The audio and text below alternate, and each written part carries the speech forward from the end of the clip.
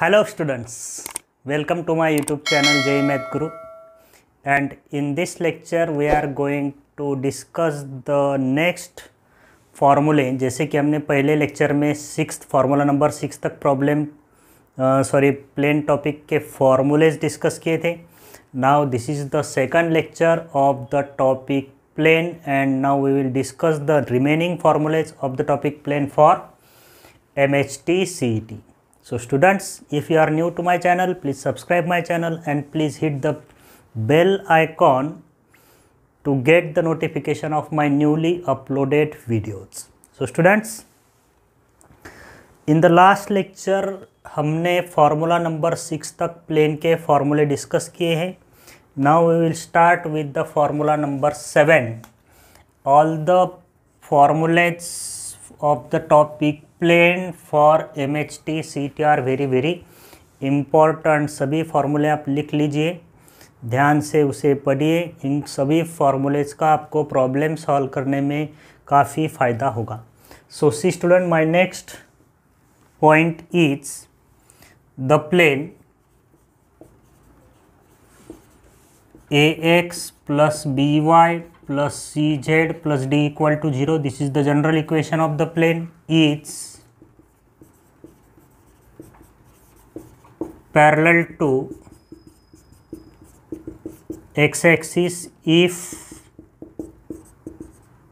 parallel to y-axis if and parallel to z-axis if given equation of plane is AX plus BY plus CZ plus D equal to 0 and if this plane is parallel to x-axis, parallel to y-axis and parallel to z-axis, तो इसकी condition क्या होगी? So here I have this plane AX plus BY plus CZ plus D equal to 0.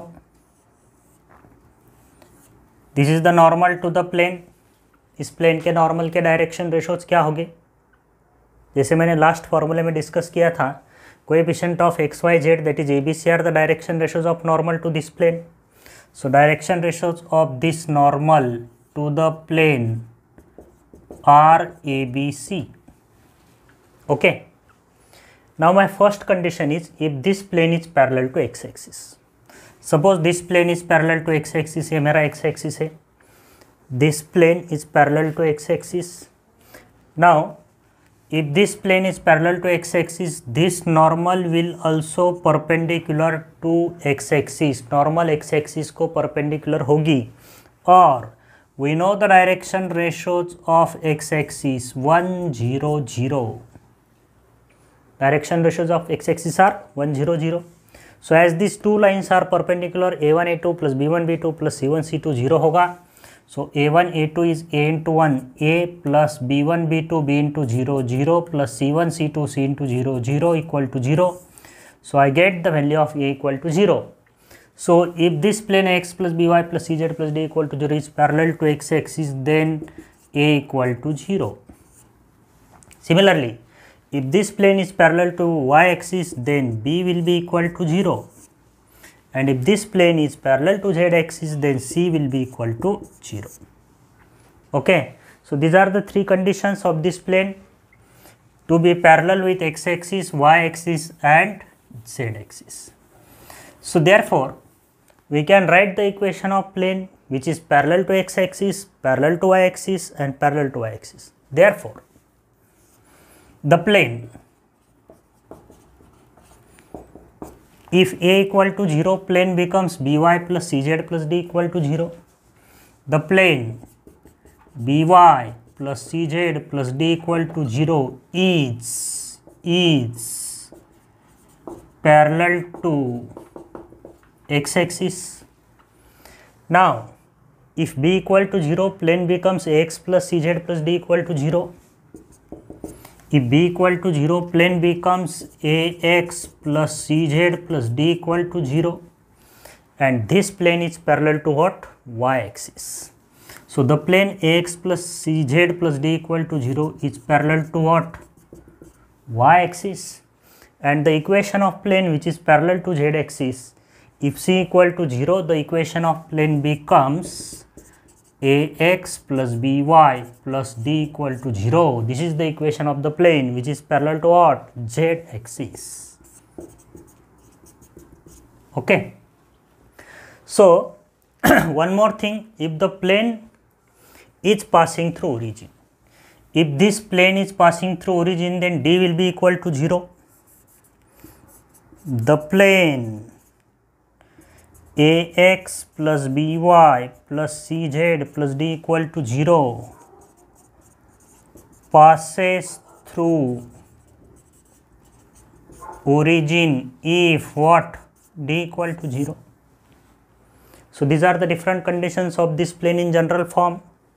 So if this plane is parallel to x-axis a0, parallel to y-axis b0, parallel to z-axis c0. So if a equal to 0, this plane is parallel to x-axis. If b equal to 0, ax plus cz plus d equal to 0, this plane is parallel to y-axis.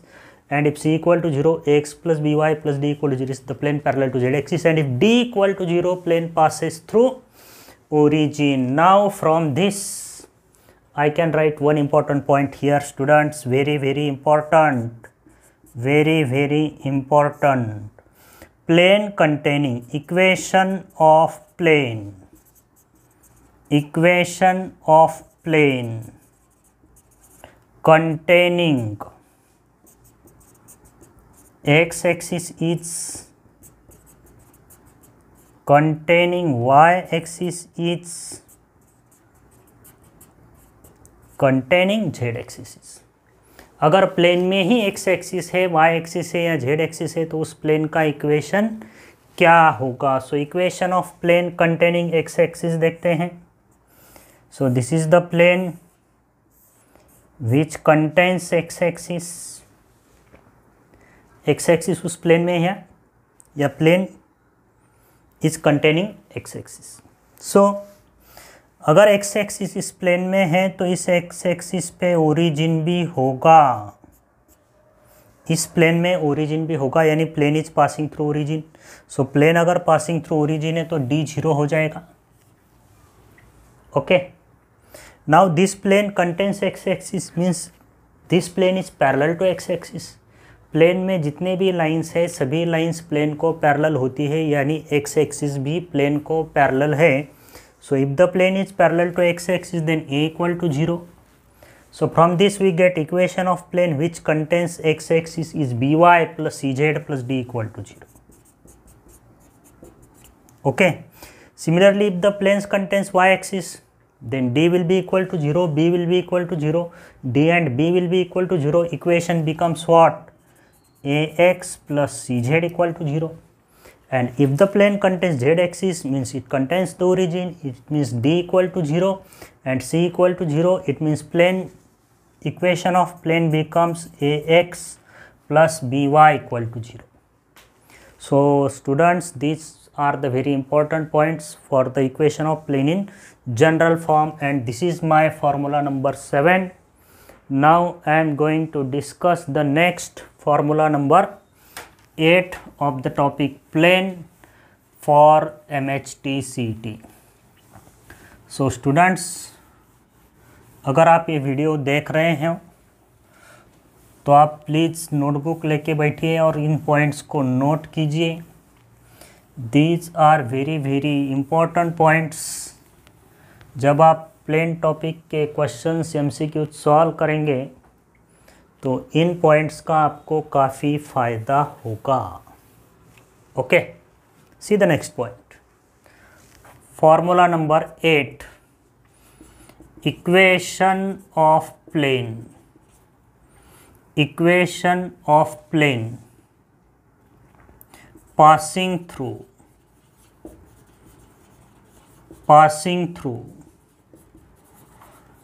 intersection of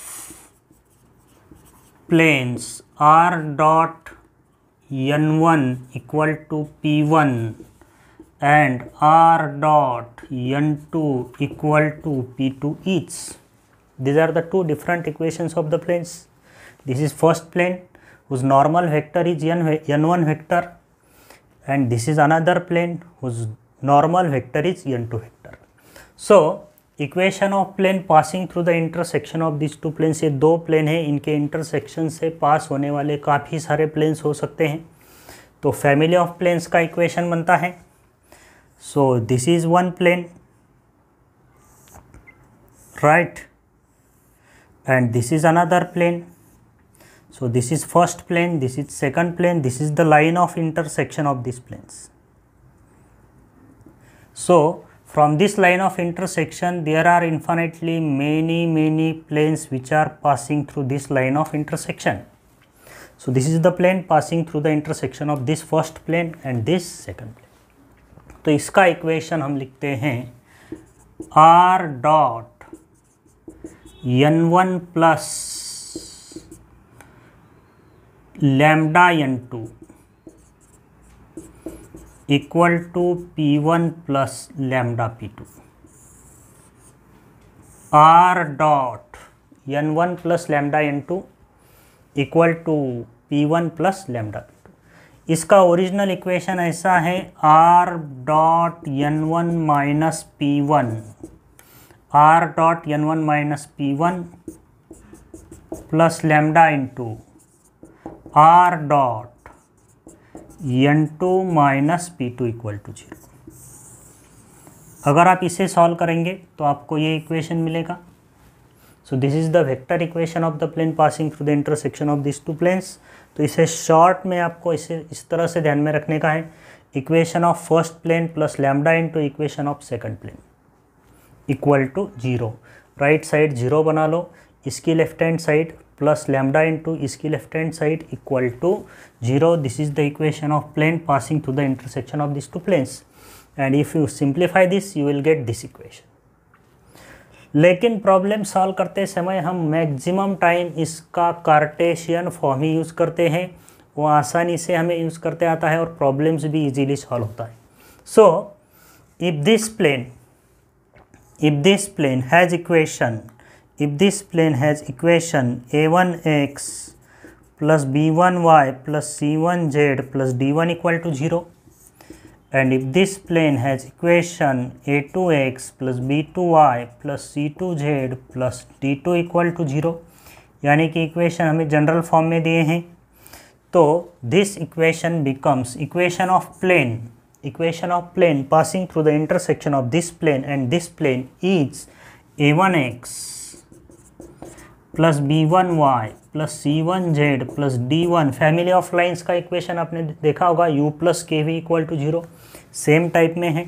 so this is u plus k यानी यहाँ पे हमने use किया है lambda, और second plane का equation हम use करेंगे. So this plus lambda into a2x plus b2y plus c2z plus d2 equal to 0. So this is the equation of the plane passing through the intersection of this plane and this plane. ये है उसका vector form और ये है Cartesian form, and this is my formula number 8. Now without wasting time I will go to next formula of the topic plane for MHT CET. So students, these lectures are specially for MHT CET, not for your state board. तो यहाँ पे सिर्फ मैं आपको फॉर्मूले revise करके दे रहा हूँ before the MHT CET exam. Each and every topic of mathematics will be revised by me by the lectures of the formulae and by the lectures of important problems or MCQs.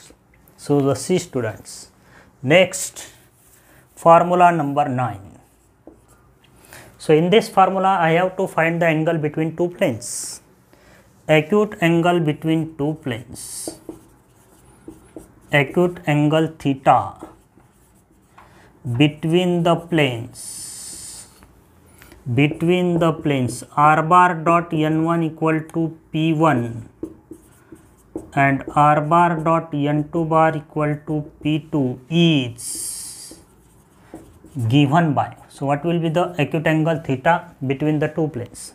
So see students, angle between the planes is same as the angle between their normals. Angle between the planes is same as angle between their normals.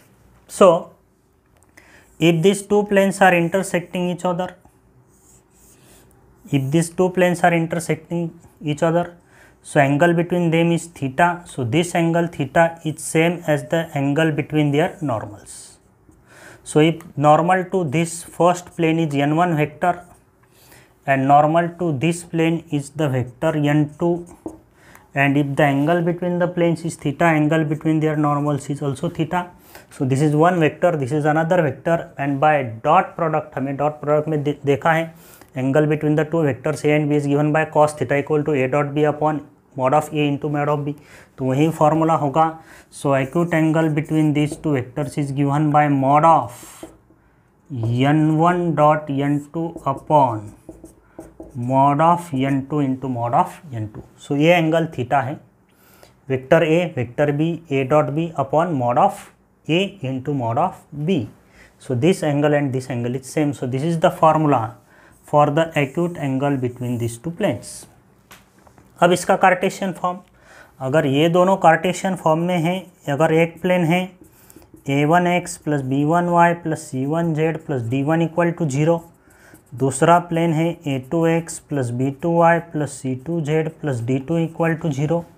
So direction ratios of normal to this plane are a1 b1 c1 and direction ratios of normal to this plane are a2 b2 c2. So acute angle between the two lines having direction ratios a1 b1 c1 and a2 b2 c2 is given by cos of theta equal to a1 a2 plus b1 b2 plus c1 c2 by square root of a1 square. Formulates in the 3D line हमने ये फॉर्मूले देखे हैं, upon root of a1 square plus b1 square plus c1 square into root of a2 square plus b2 square plus c2 square. So this is the angle between this two planes. That is, ये तो Cartesian वाला formula है, दोनों फॉर्मूले same ही हैं. अगर plane के equation vector form में दिया है तो ऐसा यूज़ कीजिए, प्लेन के इक्वेशन कार्टेशियन जनरल फॉर्म में दिया है तो ऐसा फॉर्मूला यूज़ कीजिए. अब आती है कंडीशन कि अगर ये दोनों प्लेन्स पैरेलल हैं या परपेंडिकुलर हैं. सो फर्स्ट देखेंगे, if the planes r dot n1 equal to p1 and r dot n2 equal to p2 are perpendicular. If these two planes are perpendicular, then angle between them is pi by 2, cos of pi by 2 is 0. If this is 0, then this numerator will be 0.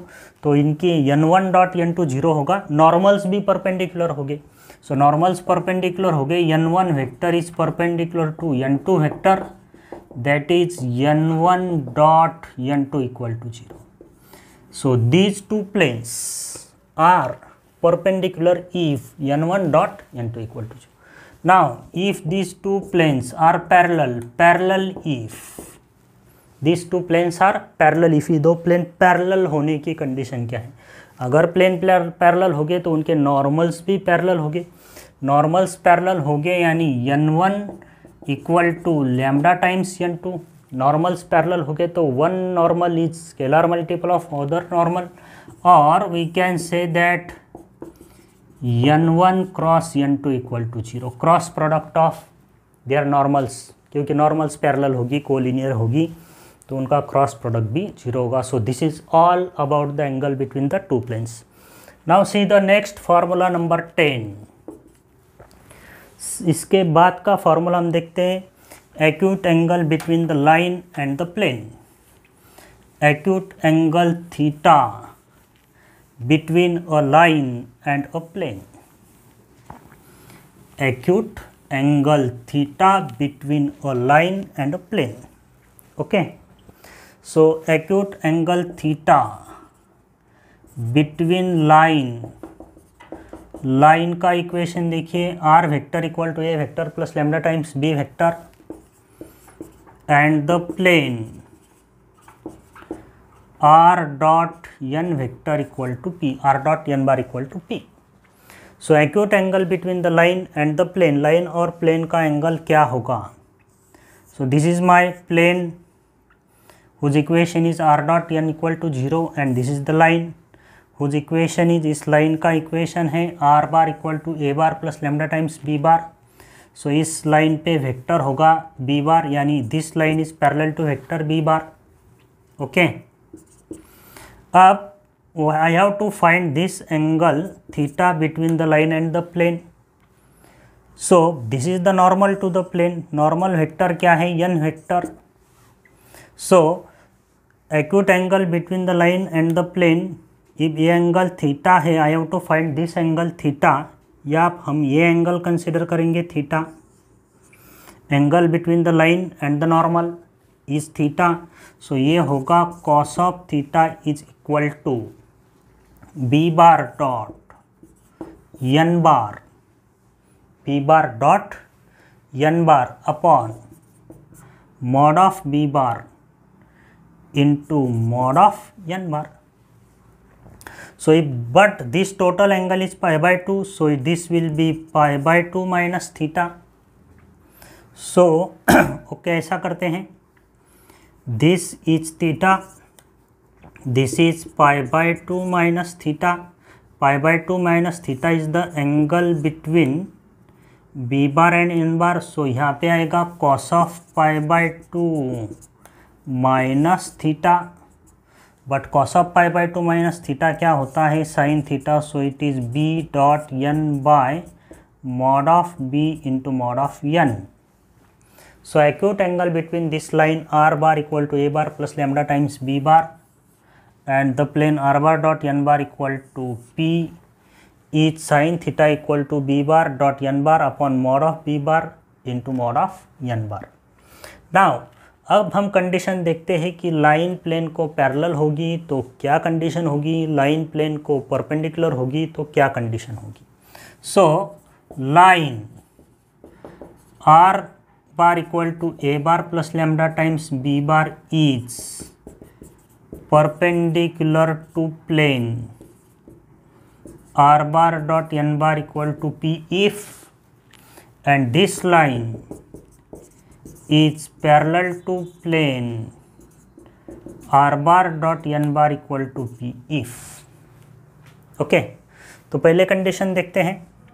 ये मेरा plane है, ये plane, उसका normal vector मुझे पता है n vector, और this line is perpendicular to the plane, this line is perpendicular to the plane, लेकिन इस लाइन का वेक्टर होगा b बार, यानी this line is parallel to vector b bar. तो अगर लाइन मेरी प्लेन को परपेंडिकुलर है, this line is perpendicular to the plane, then the normal is perpendicular to the line. So b bar और n bar पैरेलल हो जाएंगे. सो b bar equal to lambda times N bar हो जाएगा और B bar cross N bar equal to 0 vector हो जाएगा.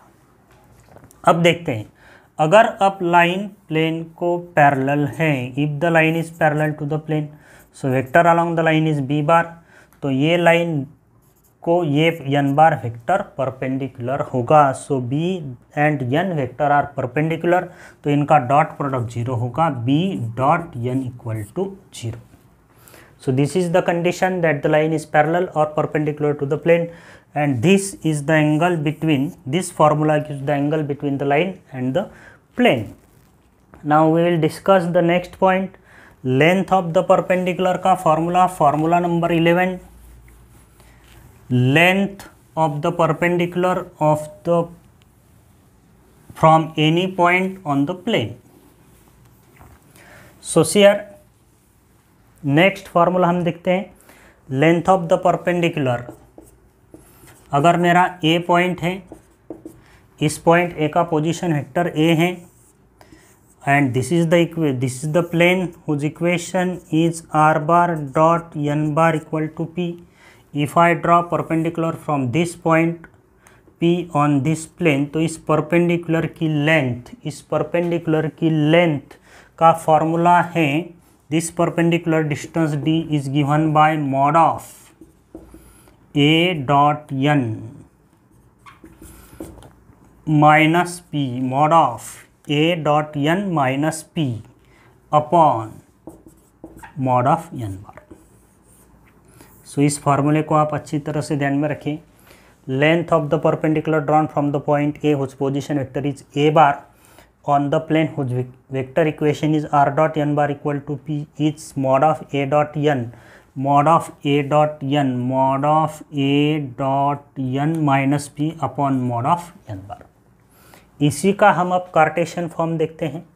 अगर इस पॉइंट का पोजीशन वेक्टर यहाँ पे दिया है तो हम कोऑर्डिनेट्स कंसिडर करते हैं x1 y1 z1 and equation of the plane अगर जनरल फॉर्म में दिया है ax plus b y plus c z plus d equal to 0। Okay, तो परपेंडिकुलर की लेंथ क्या होगी from this point x1 y1 z1 to this plane. तो यही फार्मूला कार्टेशियन में हमें कन्वर्ट करने का है। a डॉट n यानी पॉइंट को प्लेन के इक्वेशन में सब्स्टिट्यूट किया है, आर बार वेक्टर को रिप्लेस किया है a वेक्टर से minus p. So this equation is are bar dot N bar minus P equal to 0। तो प्लेन के इक्वेशन में आर वेक्टर को ए वेक्टर से रिप्लेस किया है।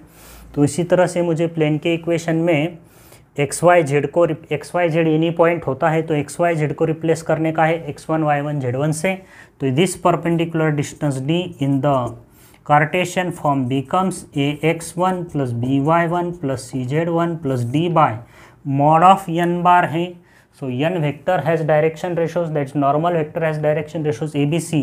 So therefore that will be root of a square plus b square plus c square. So note down all these two formulas of the length of the perpendicular from a point to the plane. So this is vector equation and this is Cartesian equation.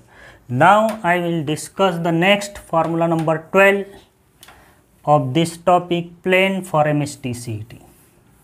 So hope you are writing or listening all these formulas carefully. तो इन सभी formulas का not only for MST-CET but also for JEE exam के लिए भी ये फॉर्मूले आपको काफ़ी हेल्पफुल हैं। So my next formula number 13 तो हो गया, 12 हो गया है। नेक्स्ट 13 में हम distance between two parallel planes, distance between two parallel planes, distance between two parallel planes r dot n equal to p1, r dot n equal to p2 is. अब ये दोनों प्लेन पैरेलल है, equation से ही समझ में आता है। यहाँ पे भी वेक्टर n वेक्टर है, नॉर्मल वेक्टर, यहाँ पे भी नॉर्मल वेक्टर n वेक्टर है, यानी दोनों का नॉर्मल वेक्टर n वेक्टर अगर सेम है तो these two planes are parallel. यहाँ पे कॉन्स्टेंट्स अलग अलग है। So two planes are parallel if all the terms are equal same except constant. तो पैरेलल प्लेन के इक्वेशन जनरल फॉर्म में हम ऐसा लिखेंगे ax plus by plus cz plus d1 equal to 0, ax plus by plus cz plus d equal to d2 equal to 0। Constant अलग, normal के direction ratio same होंगे या proportion में होंगे, सेम होंगे या प्रोपोर्शन में होंगे। So these two planes are parallel. तो अगर प्लेन की इक्वेशन ऐसे दिए हो या ऐसे दिए हो, इन प्लेन्स का if this planes are parallel, तो पैरेलल प्लेन्स होंगे तो उनका परपेंडिकुलर डिस्टेंस क्या होगा। So this is given by mod of p1 minus p2 by mod of p1 minus p2 by mod of n bar. So this formula gives the distance between this two parallel planes and इसी फार्मूले को हम Cartesian में convert करते हैं। Constant की subtraction किया है तो यहाँ पे भी कांस्टेंट की सब्सट्रैक्शन करेंगे। Mod of d1 minus d2 by square root of mod of n bar, यानी root of a square plus b square plus c square. So ये फार्मूला कार्टेशियन के लिए है, ये फार्मूला वेक्टर के लिए है। d1 minus d2 by root of a square plus b square plus c square, या p1 माइनस p2, p1 बार नहीं है कांस्टेंट से, p1 minus p2 by mod of n bar.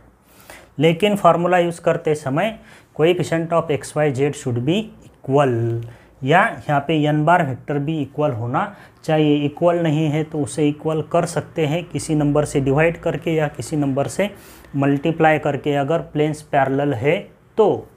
So this is the formula number 13 and now we will come to the next formula number 14. This formula is also very important इस पे भी काफ़ी सारे अच्छे सवाल CET exam में पूछे जा सकते हैं। फार्मूला नंबर 14, फार्मूला नंबर 14, कोई फार्मूला छूटा है क्या नहीं देखेंगे। Okay, everything is covered, one important point is remaining. So हमें देखने का है फार्मूला नंबर 14। एक कंडीशन बाकी है, if the line lies in the plane. अगर ये प्लेन का इक्वेशन है r bar dot N equal to p और लाइन का इक्वेशन है r vector equal to a vector plus lambda times b vector. So line lies in plane if, अगर plane में line है, ये लाइन प्लेन को parallel perpendicular की condition हमने देखी है। अगर ये लाइन प्लेन में है तो ये पॉइंट ए उस position vector A bar is also on this line is passing through this point A, उस position vector is A bar. So this point will satisfy this equation. So यहाँ पे condition मिलेगी A dot N equal to P, A dot N equal to P. So A dot N minus P equal to 0 ऐसा भी कह सकते हैं। या perpendicular distance का फार्मूला था मेरा A dot N minus P upon mod of N bar. तो अगर लाइन प्लेन में है तो इस पॉइंट का इस प्लेन से परपेंडिकुलर डिस्टेंस कितना होगा, 0। ये परपेंडिकुलर डिस्टेंस का फार्मूला मैंने अभी आपको नोट करवाया है। So this will be equal to 0 if the perpendicular distance is 0 and if the line lies in the plane. So this is the condition. ये भी नोट कीजिए, line r vector equal to a vector plus lambda times b vector lies in the plane r bar dot n bar equal to p if a dot n equal to p. Now I have to discuss the formula number 14, coplanarity of two lines. Coplanarity of two lines. Two lines r vector equal to a1 vector plus lambda times b1 vector and r vector equal to a2 vector plus mu times b2 vector are coplanar if these two lines are coplanar. अगर ये दोनों lines coplanar है तो क्या condition होगी। सो share ये दोनों lines हैं, दोनों लाइन्स एक ही प्लेन में है। This line is passing through the point whose position vector is a1 and this line is passing through the point whose position vector is a2. This line is parallel to vector b1, this line is parallel to vector b2. तो अगर दोनों line coplanar होंगी तो this segment joining the points a1 a2 and b1 vector and b2 vector coplanar होगी। So this is the point a, this is the point b. So ab vector, b1 vector और b2 vector कैसे होंगे, coplanar होंगे। Coplanar हो गए तो उनका box product क्या होगा, 0। So it becomes b minus A यानी इस b पॉइंट का पोजीशन वेक्टर क्या है, a2 minus a1 dot b1 cross b2 equal to 0। तो ये बनेगा a2 dot b1 cross b2 minus a1 dot b1 cross b2। So ये बनेगा a1 dot b1 cross b2 is equal to a2 dot b1 cross b2 equal to 0. So this is the condition that these two lines are coplanar. a1 dot b1 cross b2 equal to a2 dot b1 cross b2 not equal to 0. Okay, या ऐसा भी कह सकते हैं box product of a1 b1 b2 is equal to box product of a2 b1 b2. This is the condition that these two lines are coplanar. And equation of plane containing these two lines. Equation of plane containing these two lines is, question पूछते हैं find the equation of the line containing the line this line and this line के equation दिए होंगे तो उस time पे plane का equation क्या होगा। So if this lines are containing, if the plane contains these two lines, if that means if plane contains the vectors b1 b2, it means the plane is parallel to b1 and b2. So plane will be perpendicular to b1 cross b2. तो ये हो जाएगा n bar vector, normal vector बन जाएगा passing through a1 and perpendicular to b1 cross b2। तो plane का equation क्या होगा, प्लेन का इक्वेशन क्या है, r dot n equal to a dot n। So this becomes R dot N vector क्या होगा, b1 cross b2 passing through A यानी passing through a1 dot N vector फिर से b1 क्रॉस b2। इसे हम कह सकते हैं r वेक्टर माइनस या फिर r और पासिंग थ्रू a2 भी ले सकते हैं, पासिंग थ्रू a2 भी ले सकते हैं। So that is r dot b1 cross b2 equal to a2 dot b1 cross b2। a1 लीजिए या a2 लीजिए पासिंग थ्रू बोथ पॉइंट्स, या फिर इसे हम ऐसा भी सिंप्लीफाई कर सकते हैं r minus a1 dot b1 cross b2 equal to 0। So box product of r minus a, b1 and b2 is also equal to 0. So this is the equation of plane containing these two lines. अब इसका हम देखेंगे Cartesian form. Two lines 15 number last formula, two lines Cartesian form में अगर हैं तो क्या condition होगी। तो इन्हीं वेक्टर इक्वेशन को, वेक्टर फार्मूले को हमको कार्टेशियन में कन्वर्ट करने का है। वेक्टर फार्मूले जो हमने देखे उन्हीं को हमको कार्टेशियन फॉर्म में कन्वर्ट करने का है। So two lines x minus x1 by a1 equal to y minus y1 by b1 equal to z minus z1 by c1 and second line x minus x2 by a2 equal to y minus y2 by b2 equal to z minus z2 by c2 are coplanar if. तो ये coplanar क्या कब होंगे। So this are coplanar if this determinant is 0 and this determinant is, उसी फार्मूले से formula तैयार किया है, determinant of x2 minus x1 y2 minus y1 z2 minus z1 b1 cross b2 r minus a b1 b2 का box product है a1 b1 c1 a2 b2 c2 equal to 0। So this is the condition that these two lines in Cartesian form or symmetric form are coplanar. Coplanar की condition है coplanar if, okay, and equation of plane containing these two lines. Equation of plane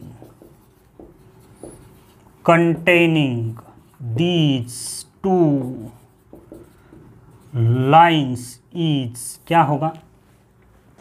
सिर्फ आपको यहाँ पे लेने का है x minus x1 y minus y1 z minus z1, x minus x1 y minus y1 z minus z1 a1 b1 c1 a2 b2 c2 equal to 0। This is the equation of plane containing these two lines, this line and this line. Equation of plane containing this two means यानी ये दो lines जिस plane में है उस plane का equation ये होगा x1 y1 z1 की बजाय आप x2 y2 z2 भी ले सकते हैं. So this are the total formulas of the topic plane for MHT CT as well as इस JEE के लिए भी काफ़ी यूज़फुल है. सो स्टूडेंट्स, मेरे तरफ से तो मैंने सारा टॉपिक 2 लेक्चर में पूरा कवर करके दिया है. टोटल फार्मूले मैंने आपको एक्सप्लेन करके दिए हैं, तो आप प्लीज़ इन सभी फार्मूलेज़ को नोट कीजिए.